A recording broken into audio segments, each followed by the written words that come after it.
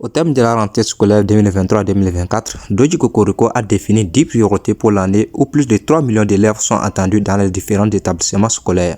Le ministère des enseignements primaires, secondaires et techniques a déjà déterminé les grands axes de la nouvelle année scolaire. Bref, on peut dire des axes qui découlent du bilan de l'année scolaire écoulée. Pour la nouvelle année scolaire, professeur Komla Doji Cocorico, le ministère des enseignements primaires, secondaires et techniques a arrêté 10 priorités que nous allons bientôt vous faire découvrir. Bien avant de continuer, permettez-moi de vous présenter ceci. Vous êtes au Togo, notamment à Lomé. Vous avez besoin d'un locataire pour vos appartements, vos villas, ou soit vous avez besoin d'un terrain à vendre. Il suffit juste de contacter le numéro d'agent qui est affiché sur votre écran et avec lui, tout est réglé. Eh bien, revenons à notre sujet du jour. En première position, nous avons l'application de l'arrêté complétant la police des examens. Donc, à l'issue de cette année scolaire, nul ne peut corriger les épreuves d'un examen s'il ne s'est pas exercé à un essai blanc. De même, il est prévu la formation systématique des surveillants, des correcteurs et des membres du secrétariat avec un contrôle plus accru de tout le processus.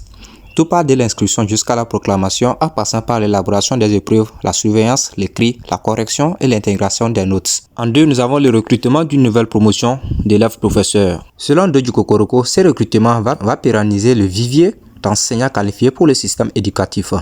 En 3, nous avons l'introduction de l'anglais au cours primaire. L'adhésion du Togo au Commonwealth ouvre de nouvelles opportunités et exige que le système éducatif y contribue.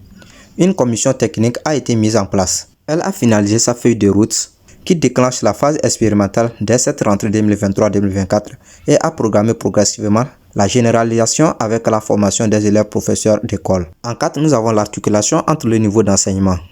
Donc, des stratégies et des indications pédagogiques ont été définies afin de permettre à l'élève qui entre en 6e de s'intégrer aisément à la vie collégienne et d'assurer sa réussite scolaire. Selon Doji Cocorico, cela va de la prise en compte mutuelle des notions de CM2 et de 6e par les enseignants aux conférences d'actualité et aux visites d'études. En 5, on a la formation des CPE.